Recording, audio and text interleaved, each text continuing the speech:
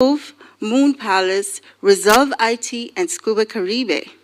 Our adjudicators this afternoon, Mr. Lloyd B. Smith, CEO of Western Mirror, Mr. Donovan Wignall, President of the MSME Alliance, and Dr. Kerry Wallace, Executive Director at the Tourism Enhancement Fund. Let's have a round of applause. Our motion this afternoon, this House believes that to support the anticipated growth in tourism, there may be a demand for imported labor. Proposing the motion is Knox College, and opposing the motion is Excelsior High. Let's meet our team, beginning with Knox College. Good afternoon, everyone. My name is Danielle White, Prime Minister of this Honorable House. Good afternoon, everyone. I am Daniela Wright, Deputy Prime Minister of this Honorable House. Good afternoon, everyone. I am Dejani Thagan, Member of Government of this Honorable House. Good afternoon, everyone. My name is Brenna Thomas, the opposition leader for this debate. Good afternoon, everyone. My name is Joshua Atkins, the second speaker and the whip speaker for Excelsior High School. Good afternoon, everyone. My name is Kimani Leslie, the opposition member for this debate. The first speaker is allowed 7 minutes, the second speaker 5 minutes, the third speaker 3 minutes, followed by rebuttals. We will begin with our proposing team, Knox College.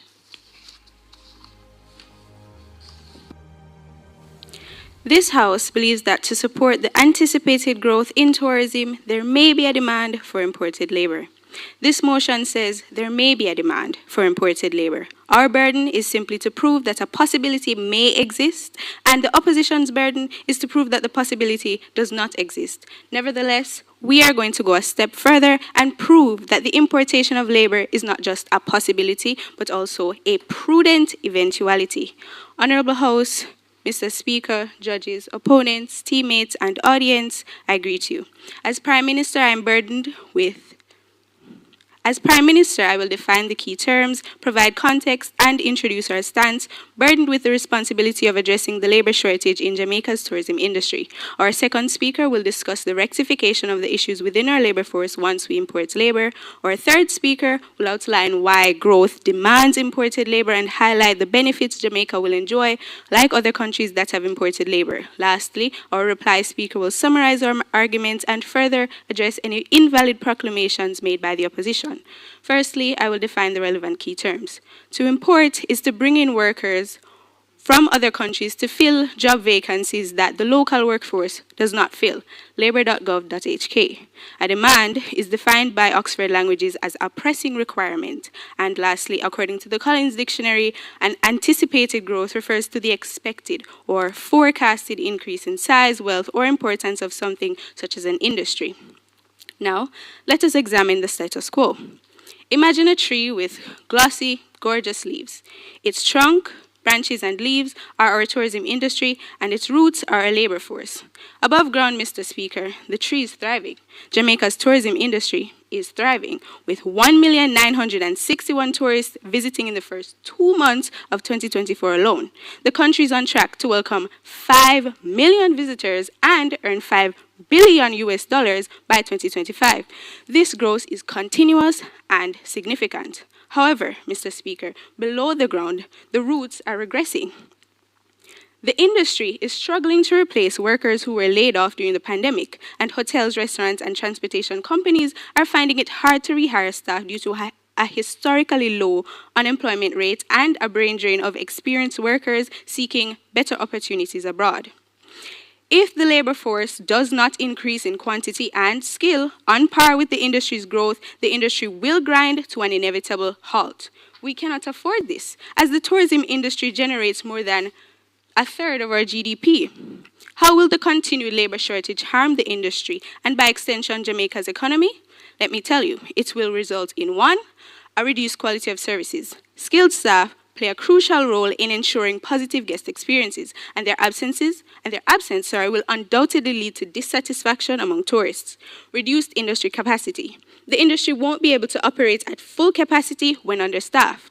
Hotels, attractions, and transportation services will need to limit their offerings or reduce operating hours, affecting our overall revenue. Number 3, negative tourism reputation. A labor shortage will harm Jamaica's reputation as a tourist destination if visitors continuously encounter subpar services due to understaffing. And lastly, damaged economy. A prolonged labor shortage will reduce revenue and thus negatively affect our economy overall. Let me further justify exactly why we need to import. In simple terms, Mr. Speaker, our labor force is suffering from a lack of skilled numbers, and this is potentially detrimental. Jamaica's tourism industry continues to grow. However, the labor force is simply not keeping pace. Currently, tourism directly employs 175,000 Jamaicans and generates indirect employment for an additional 354,000 Jamaicans. But the industry's growth is far outpacing the labor force's expansion. Our argument is that importing labor will alleviate the labor shortage and its effects by 1, addressing the skilled workforce gap. By importing skilled labor, the country fills these gaps quickly and efficiently, enhancing the quality of services provided in the sector. Number 2, providing an immediate impact. Point of information. Not accepted at this time. Importing labor grants an immediate solution to urgent workforce shortages, which cannot be achieved by anything that the opposition will suggest. When local talent is insufficient to meet demand, imported labor can contribute to economic growth, and as such, the sector can continue to grow, attract tourists, and thus generate revenue. I'll now take your points of information quickly. Okay, so you stated that there's a lack of proper skilled workers within our country, right? But the thing is that there are programs such as the tourism enhancement. Thank you for mentioning that, as I predicted. We do have programs to train the workers, and as I will further mention, we don't have an interest in the Jamaican people to engage in these training programs. They simply don't want the work or the opportunities. Continuing, the importing labor will complement existing skills. The opposition may argue that importing skilled labor will replace our local labor, but that is not what we wish to do. We must take a pragmatic approach and recognize that importing labor not accepted is necessary to support the anticipated growth in tourism. Our burden is to prove the why, but we'll go further beyond our role to highlight the how so that you can see that we're not suggesting bringing people from the dead, but something that is possible. We aim to develop our workforce sustainably. Importing achieves exactly that. We aren't trying to replace local labor. Frankly, importing labor isn't novel. We had indentured laborers once. We will import labor to work in specific areas, and once labor needs are met, we can cease importing. Additionally, the practice of importing labor begs two very valid questions. How will we pay them, and how skilled do they need to be? The opposition may argue correctly that Jamaica does not have the money to attract international workers, but countries such as Barbados, the Philippines, and Mexico have a skilled workforce that would be willing to work minimum wage in Jamaica, be it for financial gain or a better lifestyle. Honorable House, our tree needs fertilizer. Importing labor is the fertilizer that our tree needs to grow by itself in order to support the anticipated growth in tourism and fill the gap between the labor force as it is now and a trained labor force. Once our local labor force is sufficient, then the tree will no longer need fertilizer, as it will be able to grow and support itself. Opposition, we support the training of our locals. However, many Jamaicans are not in the labor force as they are not seeking to or have no interest in joining the labor force. The government has provided sufficient training and incentives such as housing provisions and increased income tax threshold to attract the workers to the labor force, but they simply do not want the opportunities. What more can the government do? More importantly, what do you, the opposition, suggest we do? With this, we pause momentarily.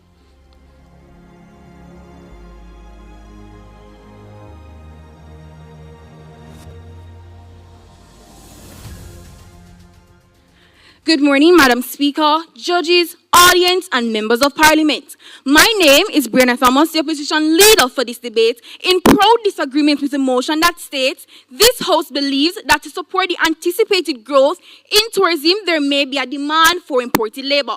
Now, Madam Speaker, the major burden to be proven by the opposition is to prove that imported labor will not be necessary, even with the projections for growth in Jamaica's tourism sector. However, in order to win this debate, the government must prove effectively two things, which are, Firstly, that the Jamaican labor force is insufficient and inadequately trained, therefore, to meet expected labor demand. They must further prove to us that this labor demand is most likely to be met by way of significant influx of foreign labor into Jamaica's expanding tourism sector. Before I get into my substantive, allow me to address some of the fallacious arguments posited by the Prime Minister. Let me first begin by saying, Madam Speaker, that there is nothing that the government has proved to say that the anticipated growth of the tourism sector will outpace that of the working and reserve labor force of Jamaica. Now, Madam Prime Minister, you stated that the negative effects of labor shortage on the economy. However, let me ask you the question, why is there a labor shortage to begin with? Simply because there's no true incentive in Jamaica. And the fact that these people are leaving because there's no true incentive simply means that these imported people will not come here because there is no incentive, right? So now on to my substantive. The current trends provide strong reassurance that Jamaica's labor force is sufficient to meet the tourism sector's demand. Firstly, more individuals are joining the workforce through training and transitioning into it as they age. Secondly, there's a decrease in the labor force due to factors like migration and retirement, even though retirement does not necessarily impede the labor force of Jamaica due to the increase in the retirement age and the fact that Jamaica has a youthful population. However, those remaining finding employment in other sectors. Despite these changes, there is still a net increase in labor. The Planning Institute of Jamaica, PIOJ, projects that Jamaican economy to grow around 1.5% this year and in the future, driving economic expansion. Additionally, the Statistical Institute of Jamaica estimates that over 500,000 graduates enter the labor force annually from various educational institutions. Meanwhile, an adequate amount graduate from vocational schools such as Hart. Although in their rightful position, the government may argue that migration will significantly impact this available and reserved labor force. However, there are factors that mitigate this impact and labor shortages not accepted at this time. For example, the government's compensation review, which aims to achieve parity between public and private sectors, has one of the few sectors experiencing meaningful growth. We believe that higher wages in tourism will discourage migration, as individuals might find opportunities not accepted at this time in this sector more attractive than dealing with migration disruptions. We anticipate that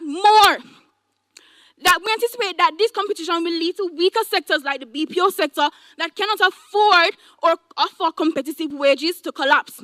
Workers from these vulnerable sectors can then be retrained to meet the needs of the expanding tourism industry. Point of information. At this time, it is also worth noting that after the final update of the compensation review in 2022, there has been a significant decrease in net migration rates. For example, in 2023, it was 3.792, and in 2024, thus far, it is 3.781. Like I said at this time. Therefore, the compensation review has been proven to impact the migration rate. Another noticeable trend is the government's active efforts to improve workforce skills with initiatives such as offering free tuition at Heart and the LIFT program. While this will lead to a more skilled workforce in all sectors, we argue... Accepted? I mentioned the incentives from the government, and you came and you reiterated them. Thankfully, what new thing are you expecting to happen from the same old tired incentives? Well, Mr. Speaker, the old tired incentive, let's be realistic. Currently, there's a $400 an hour income for these tourism sectors.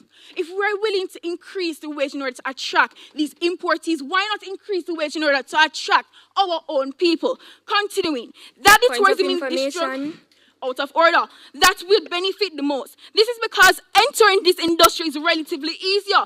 In the tourism sector, job opportunities include roles like housekeepers, tour guides, event coordinators, entertainers, front desk agents, and bartenders. These positions do not require extensive educational qualifications, but rather a few months of training, unlike industries such as bauxite mining. Based on these findings, the Point of data information. indicates not accepted this time a positive outlook for the tourism industry and ensures the availability of local labor to meet its demand. However, Madam Speaker, I find it quite ludicrous that the government believes that to support the anticipated Point growth in of tourism, information. there will be a demand for imported labor. As per the National Environment and Planning Agency, Jamaica's landscape is projected to accommodate only 20,000 new hotel rooms in the next 5 to 15 years. To meet the demand for these rooms, at least 45,000 new laborers will be required, as stated by the Minister of Tourism himself, Mr. Edmund Bartlett. With Jamaica's current unemployment rate of approximately 60,000 individuals Point in of 2024, information. as I said at this time, and an expected growth in the labor force, it is evident that there will be a sufficient labor pool to fill these upcoming jobs. Therefore, the opposition reiterates that there is no need to import laborers to support the anticipated growth of tourism. Furthermore, Madam Speaker, what is the economic state in the countries that these imported laborers will come from? To address this question, we must consider the primary principle of economic migration, which is to move from a less developed nation to a more developed one. Madam Speaker, what about South and Latin America? No. The majority of South and Latin American countries predominantly speak Spanish or Portuguese, and their cultural differences from Jamaica will pose challenges in communication and integration with Jamaican society. What about the Eastern Hemisphere? No, Madam Speaker, because the geographical location allows for barriers. Find out about our Caribbean brothers and sisters. I mean, come on, they speak the same language and we have cultural similarities. However, yet again, Madam Speaker, there will not come. Jamaica's GDP is ranked second to last when compared to other Caribbean countries, just a little bit above Haiti, as recorded by a credible source, the Caribbean Development Bank in 2023. As a result, citizens from countries like Barbados, Trinidad and Tobago, or Bahamas will not view Jamaica as a lucrative option for employment. With that being said, Madam Speaker, the opposition momentarily pauses.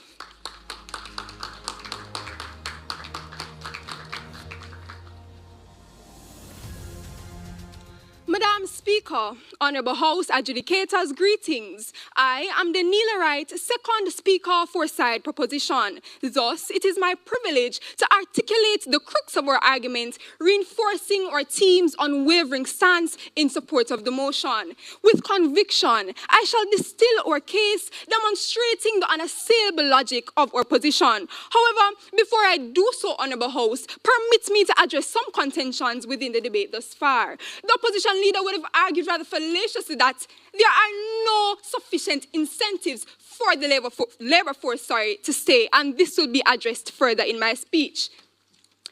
Madam Speaker, before I propound my substantives, permit me to elucidate the precarious state or crises within our labor force. Crisis number one, the demographic required in the sector, that is those between the ages 18 and 40 years old, are either migrating from the island or seeking alternative income sources. And yes, Madam Speaker, the opposition may argue that we need more incentives to hold such people. However, this is not a policy debate where we argue based on what should be done, but what exists. And what exists within the status quo, Madam Speaker, are training programs such as those offered by the Heart Trust NTA, which cover tuitions for students, cheaper housing, and higher payouts, so workers are not but bruised by the claws of inflation. However, the uptake for such programs are low, with a 4,000 decline in admissions for this year at the Heart Trust NTA. The second crisis, Madam Speaker, relates to structural unemployment, where there is a mismatch between the workers' skills and employers' demands. While training may be suggested, our rapidly growing tourism industry cannot be stalled, and we lack sufficient skilled personnel to adequately train local workers. Now to my substantives. Number one, fulfillment of seasonal demands. During peak tourist seasons, Jamaica experiences a surge in tourism. This, in conjunction with the rapidly growing tourism industry,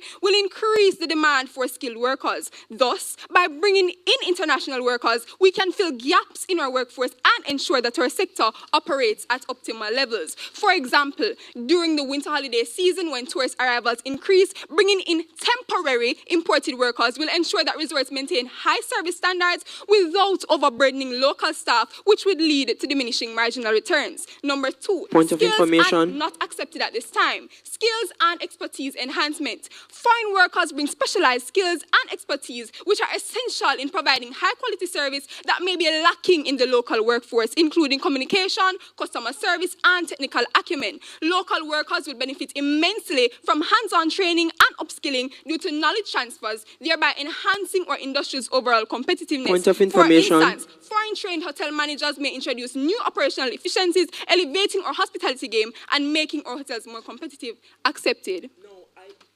Now, it is quite unfair to say that the Jamaican people lack certain skill sets that are quite frankly present overseas and not here. That's an unfair generalization of the labor force. It is most definitely not unfair. As we can see within our society, if you do your research, you will see that some skills which are offered abroad are not offered here, or we simply do not have sufficient resources to implement these trainings and these skills which can be applied abroad. Moving on. An economic boost. Due to the influx of foreign workers, additional spending will be injected into the local economy from the purchase of goods and services. Consequently, businesses across various sectors benefit from increased consumer demand, leading to further job creation and economic growth. This is because as more is demanded, more jobs are created. This, coupled with the enhancement of skills within our current labor force by the knowledge transfers, will lead to a significant decrease in structural unemployment. Number 4, whilst opposition may argue ludicrously otherwise, Madam Speaker, importing labor will not dilute our culture. Our culture, Madam Speaker, has faced challenges throughout history, from colonialism to globalization. We have always adapted and maintained our unique identity. Thus, importing labor will not dilute, but rather enhance our culture's diversity and richness. It may even lead to cultural fusion and innovations, something the out of many one people ethos of our country is simply no stranger to.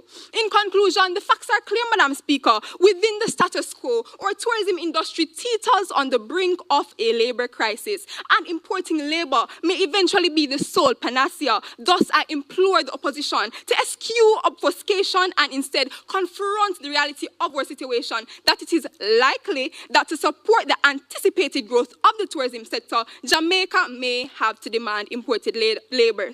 With this, the proposition momentarily pauses.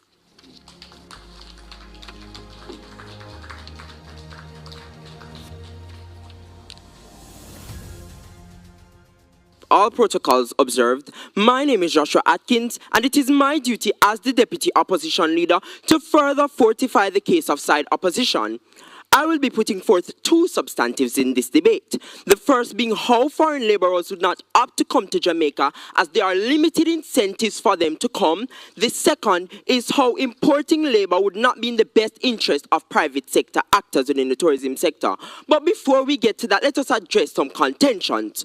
Firstly, they would have stated that there are limited training programs in Jamaica to facilitate pumping people into the labor force. We see the TEF summer program where they are pumping high school students, college students, those who are just leaving school back into the tourism sector. These are incentives for younger people to go and work within the tourism sector. We see also where the first speaker came up here to say that the Jamaican people don't want the job. Quite frankly, the nature of these jobs within the tourism sector are that of low skill, the majority of them. And therefore, the Jamaican people don't require this extensive amounts of training to go into these this labor force, right? So we see where they would opt to go into this labor force because the training is not extensive. They don't require these extensive academic qualifications. Quite frankly, they use these jobs that require low skill as a vehicle of social mobility. Now, they stated where we can get people from Barbados. Must I remind you that the minimum wage in Barbados is $28,000 a week? That is stronger in comparison to that of Jamaica, which is $15,000 in the next couple months, right? Mr. Speaker, that is not a strong enough pull factor to pull these people from stronger economies to our country. We see where they came up and talked about the Philippines, Mexico. Quite frankly, these people would have dire trouble integrating within our Jamaican society. That is not lucrative for our tourism sector. We see now where they talked about migration, right? But we must acknowledge that migration is proportional to the amount of people being trained and put into the labor force. As people migrate, as people retire, there are more people going into the labor force. Now, onto my substantives. We are talking about incentives.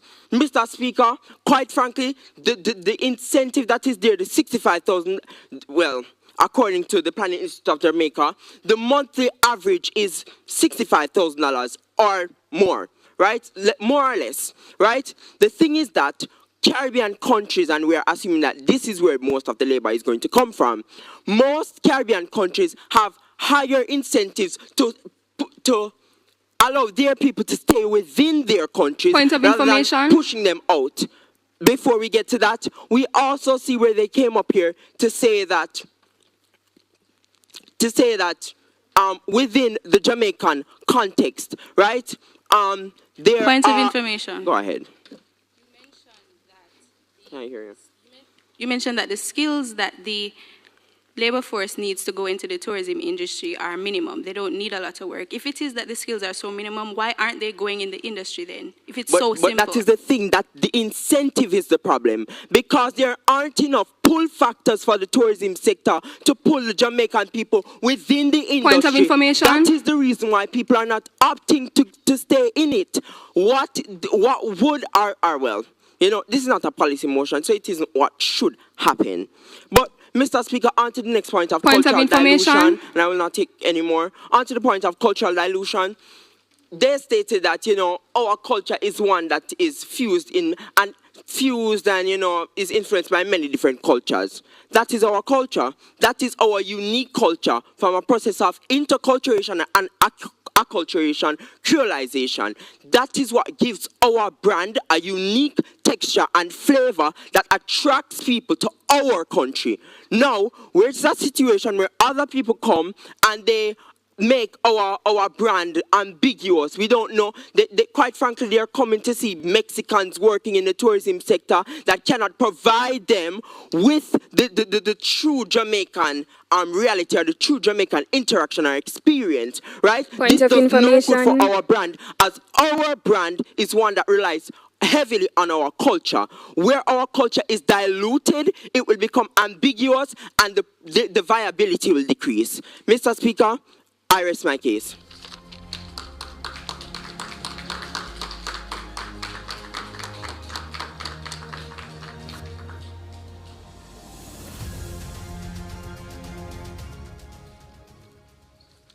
Honorable House, pleasant greetings. Permit me to address the key discrepancies in the opposition's case. The opposition is correct in their assessment of the few months training time required to train our labor force. We concede. But what should we do in the interim? At the rate that the tourism industry is growing, we cannot wait a few hours, much less a few months.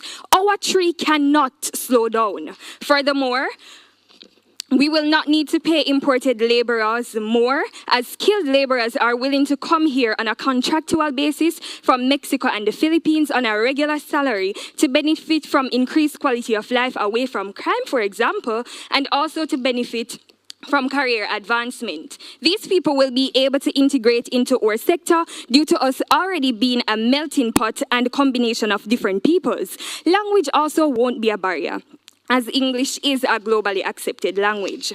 Now to my first substantive. Mr. Speaker, in today's global marketplace, firms demand labor to fulfill innovative and technological roles created by growth. According to Investopedia, growth often leads to shifts in consumer demand, enabling the creation of innovative products to meet this new demand.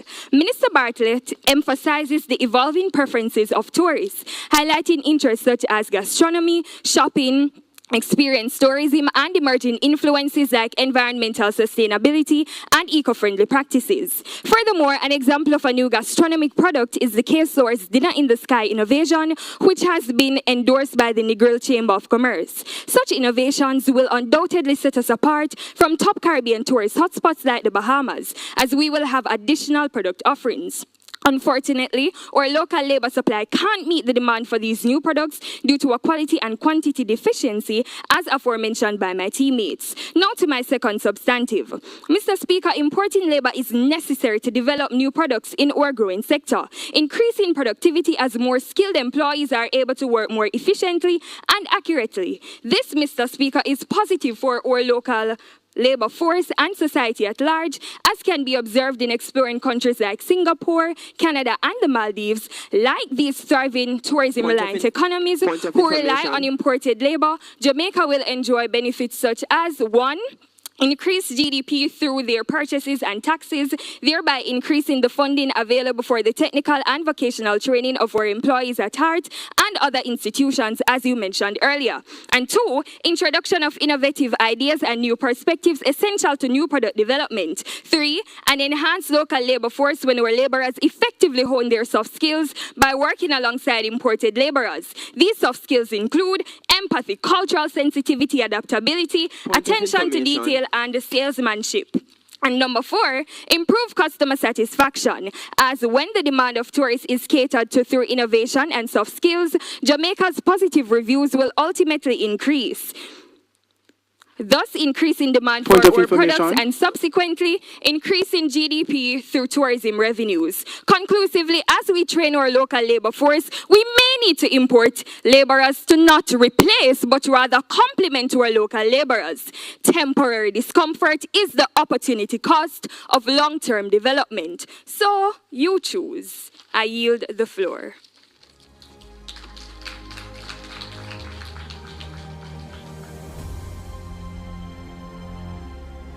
All formalities observed, my name is Kimani Leslie, the opposition member of this debate.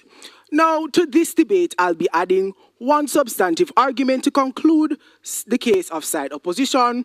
However, before doing so, allow me to address the rather fallacious claims that have been made thus far throughout this debate by Knox College. So we heard them open the debate with the line of argumentation that we don't have the skilled workers, or the skilled workers are just really not here. But Mr. Speaker, that is simply not true, as you have thousands of individuals graduating from Hart, graduating from UTech, graduating from UWI, and leaving Jamaica to go elsewhere with their degree, or whatever the case may be, to work. As mentioned by my first and second speaker, the incentive is just not here to keep them here. So the argumentation coming from Knox College about the skills not being here is just not true. And then a next speaker, point of information, not accepted. A next speaker spoke to the likelihood of cultural infusion and how this hypothetical situation that, oh, we're going to import the labor and we should have, cultural infusion, and it is simply not accepted. It is simply not profitable. When tourism or tourists come to Jamaica, they don't come here to see cultural infusion. They come here to see our tourism product, which is our culture, not no cultural in what side Knox, or side government rather, is doing is painting this hypothetical situation that, oh, we're going to have the imported labor come here and the culture and everything is just, it's simply not true, right? They also spoke to about skilled workers are not willingly here to work, and it is how skilled workers are willingly not interested in the work. And as mentioned by my second speaker once again, the incentive is still, one more minute. To my substantive. Lord Jesus. Firstly, let us consider how impactful the investment in education and training can be in assuring a local labor force for Jamaica's expanding tourism sector.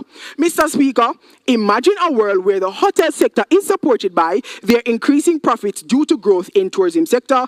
Take the initiative to offer bursaries and scholarships to aspiring individuals keen on pursuing careers in the tourism-related fields. As it is, we, the opposition, recognize that apart from institutions like High Trust NSTA, there exists a major disincentive for individuals to enter the tourism field.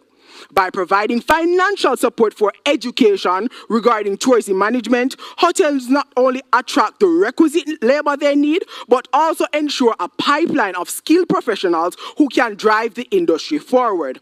Allow me to draw parallels from other sectors where targeted scholarship initiatives have yielded remarkable results. Just as the government identified the need for information technology specialists, they promptly distributed over 1,000 scholarships for persons to study in the IT-related fields. At UTech, another example is when faced with a shortage of math teachers, the government actually gave out scholarships to persons to study in the mathematics-related area. And this has significantly alleviated the deficit in the education system. And finally, we have the TEF, the Tourism Enhancement Fund, a summer program that can be classified as a soft recruiting tool, acquainted with alluring individuals, thousands of individuals. It helps young individuals to acquire employment, not specifically to the tourism industry, but it usually 9 times out of 10 allures them. Madam Speaker, we contend that the tourism industry can follow suit. We also contend that if the tourism industry realizes that there is a threat to labor availability, they can do something better. I thank you.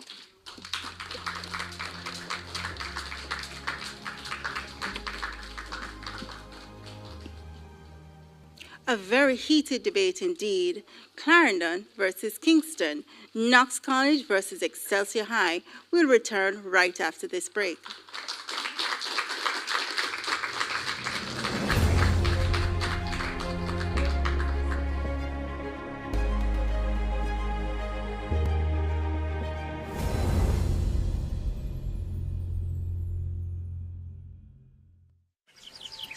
Life is about balance, about give and take.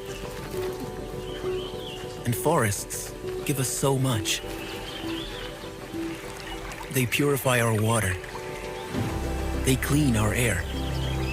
They fight climate change by capturing carbon. They give us food, life-saving medicines, and they improve our well-being. But our forests are vulnerable. They are endangered by fires, pests, droughts, and other threats. That is why we need to look after them. We need to give, not only take. Healthy forests for healthy people.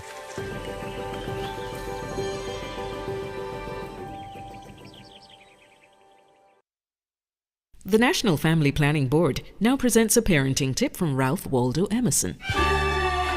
Men are what their mothers made them.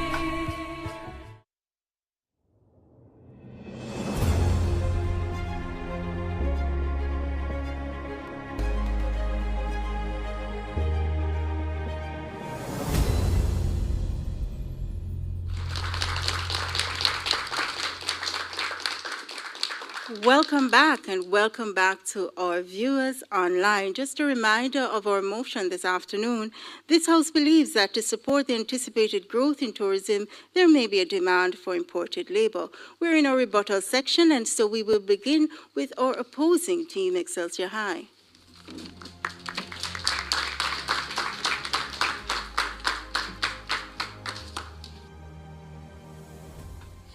Esteemed adjudicators, members of the audience, my name is Joshua Atkins, and it is my duty to bring this debate on side opposition to a close.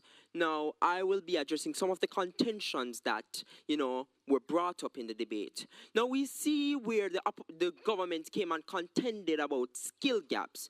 Or, well, quite frankly, let us look at their burden, proving that the labor force is inadequate.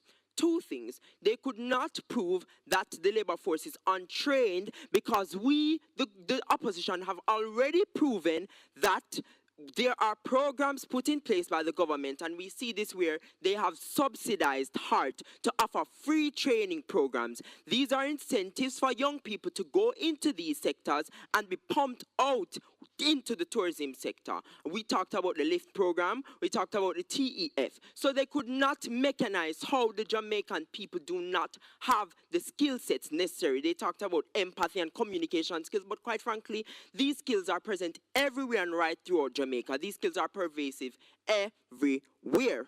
We see the next issue of seasonal demand. Now, we must highlight the fact that they came up here to say that, well, people from the Philippines and Barbados are going to come. The issue with the Philippines is that their culture is so different from ours that the integration within our country will be too difficult for them and they will act out. They cannot, first of all, the environment, all of these different things. These are things that need to be taken into consideration. Now, the issue of Barbados. Quite frankly, I don't know anywhere of people going from a place of a stronger economy to go into somewhere where the economy is much weaker, right? The minimum wage for Barbados, as stated before, is $28,000 a week, right? That is an adhesive for those people to stay in their countries rather than to fill the seasonal demand. Quite frankly, that seasonal demand can be present in Barbados as well.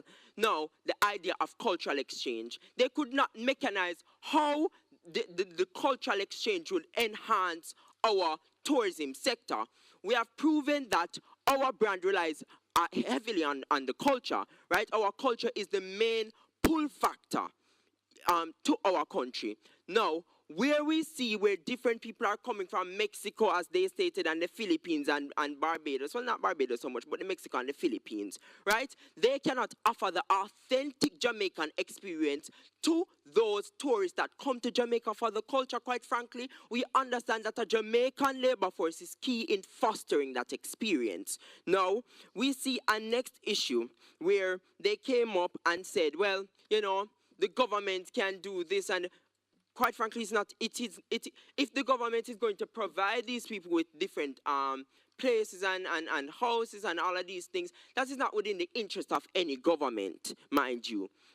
This issue is where governments don't subsidize private sectors for their profitability if it does not benefit the government. Quite frankly, it is the interest of the government to ensure that their citizens are the ones that get the jobs rather than others coming in and displacing our citizens. Now I must, rest.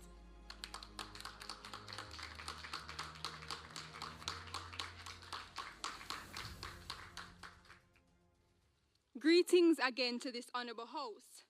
Madam Speaker, the opposition leader would have stated that the labor force will not be outpaced by the growth in the tourism sector. However, as we argued, as by my first speaker, she stated that currently we are on track to welcome 5 million visitors, and currently we have record low unemployment, and this unemployment is vastly structural, as well as the fact that we have an aging population and the target demographic for jobs is decreasing. Hence, Madam Speaker, whilst we tackle such issues, we must take a pragmatic approach in fixing the roots of our trees. Secondly, the second opposition speaker rather ridiculously argued that the incentives will not be sufficient for the imported labor to stay. However, they are more than sufficient to incentivize our locals and international workers. Regarding our economy, we are not the worst and we are not at the bottom of the barrel. Moreover, if not for the money, people will work here for the lifestyle. Our governments gave them housing, decreased income tax, increased minimum wage, free training, and in some cases a stipend to learn. The JCTI was created solely for the purpose of our tourism sector and the labor force. It seems what the opposition wants us to now do is to open the heads of our citizens and drop in that they need to go to school and they need to join the workforce. Madam Speaker, importation of labor is not another idea. This is something that already exists within our Jamaican society. We have been known to import our Cuban nurses or Cuban teachers. It is something that we have done and we can still continue to do. Moreover, He stated that we are diluting our culture. However, tourists come seeking quality service, not cultural homogeneity. Importing labor would enhance our industry's competitiveness and ensure the continued success of Jamaica's tourism industry, aligning with our goal of sustainable development. Moreover, if, as he says, we are a culture created by creolization, the mixing of various cultures, wouldn't it bring in more cultures, creating cultural innovations, something that will attract tourists even more? Furthermore, Madam Speaker, it was alluded to that unemployment will increase because we're not employing more Jamaicans to complete tasks. However, as aforementioned, we won't import at the expense of our skilled labor force's employment opportunities. Instead, we will import to occupy specific vacant positions in the interim as we train our employees who are structurally unemployed. Not everybody is structurally unemployed, but we will train those who are indeed structurally unemployed. Importing labor doesn't mean taking away Jamaicans' jobs. Foreign workers often fill labor gaps in specific industries, creating new opportunities for Jamaicans in related fields. It's not a replacement, but a complement to local talent, bolstering economic growth and development. Madam Speaker, the opposition member spoke about the education being there and the skills being there for the labor force. However, Madam Speaker, he contradicted himself by stating that these skills are leaving. If such skills are leaving, Madam Speaker, permit me to ask the question, where should we get the workers? He further mentioned that incentives should be there, such as scholarships for those persons seeking to do tourism management. Yet another contradiction, Madam Speaker, because if he so posits that thousands are graduating from the programs, then obviously they are adequately incentivized to enter the universities in the first place. Moreover, they listed all the incentives we offer, and yet that didn't even scrape the surface, as there are even more scholarships and bursaries where the citizens are seeking, whether the citizens are seeking such opportunities is the issue. Even if you are right opposition, even if current labor force can quantitatively support the growth in the tourism nationally and globally, tourism is growing, and bringing imported labor can help Jamaica to keep up with the global growth and become more competitive and enhance our tourism reputation, as mentioned by our Prime Minister. With this, the proposition closes its case. Thank you.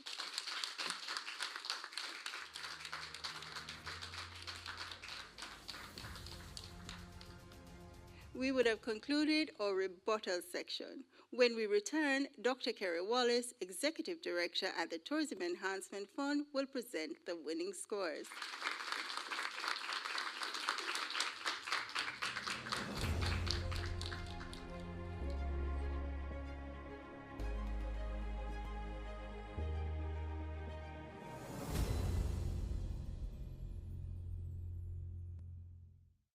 The National Family Planning Board now presents a parenting tip from Forrest E. Whitcraft. 100 years from now, it will not matter what my bank account was, the sort of house I lived in, or the kind of car I drove, but the world may be different because I was important in the life of a child.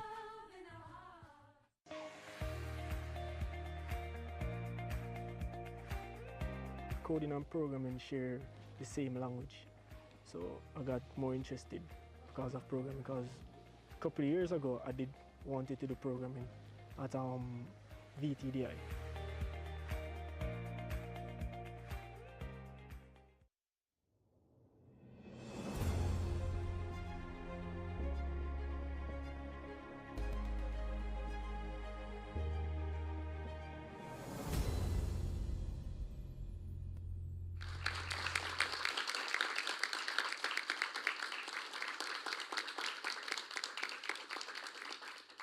Welcome back. We'd like to thank our adjudicators, Mr. Lloyd B. Smith, CEO of the Western Mirror, Mr. Donovan Wignall, President of the MSME Alliance, and Dr. Kerry Wallace, Executive Director at the Tourism Enhancement Fund. We'll now invite Dr. Wallace to present the winning scores.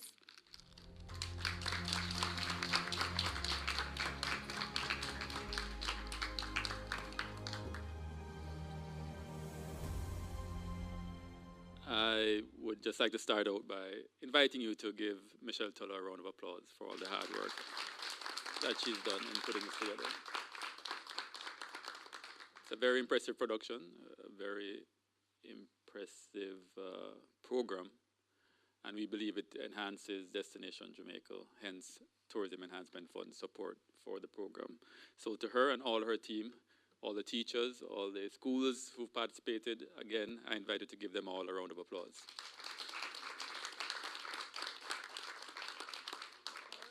I want to also thank my fellow sponsors who've jumped on board to support it. I'd like to also thank the esteemed judges who've dedicated their time to be here to participate in selecting from these brilliant minds the winners of today's competition. So let's give them a round of applause, please. Now, on to these superstars. The judges were very meticulous. They too were inspired. And together we scored the teams, and just wanted to indicate that we recognize the hard work that was put in. We recognize how polished everybody was, how well rehearsed, how well researched, and so we want to thank you for putting out that effort and congratulate you for doing so well. The scores were 304,266, 373,314, and 296,274, meaning that it was a unanimous decision. All judges scored the winning team higher than the runner-up. A total of 973 points to 854 points. And the winning team, in fact, the trophy will in fact go to Clarendon, because the winning team is Knox College.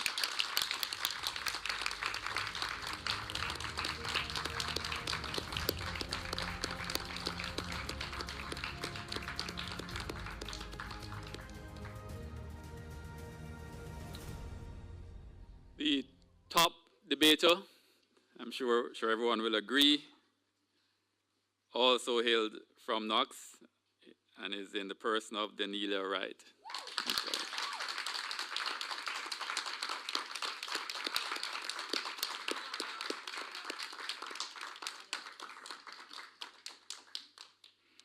The top debater on the Excelsior team was Joshua Atkins.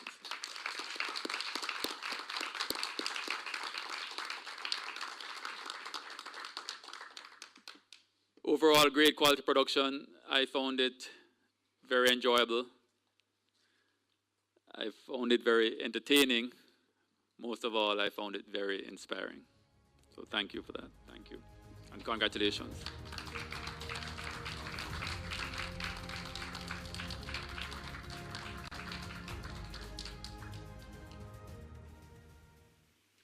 Congratulations to you, Daniel White. How are you feeling?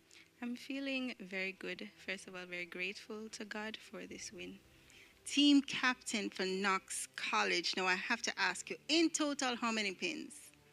Honestly, I don't know. Honestly, I don't know. I'm not sure. Very busy lady indeed. How do you believe that you had prepared enough for today? Did you have any doubts about winning? How do you feel? Because I know you have other competitions. Yes, we prepared, I think, sufficiently as demonstrated by the win. But before the preparation continued, it began very early as soon as we got the motion, and it continued right up until, the bus on the way here. And we came and we delivered our best, and I'm happy.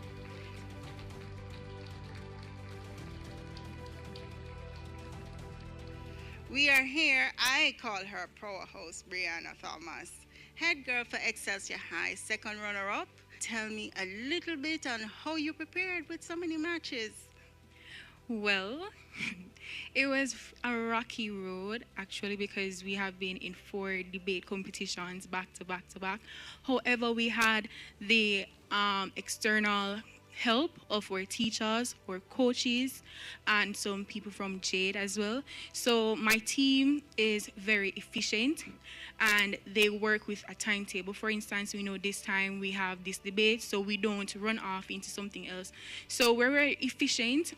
We're very supportive, and one thing with us, we'll always be prepared. If one person is not prepared, we ensure that we find information and get that person prepared, and that's how we work, teamwork.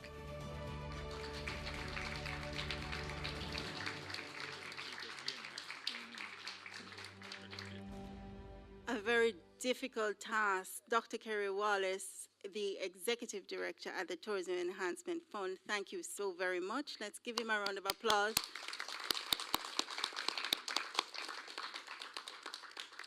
Congratulations to Knox College, who will now join Woolmer's Girls, Cornwall College, Belair High, Monroe College, St. Jago High as champions of the National Tourism Debate Competition.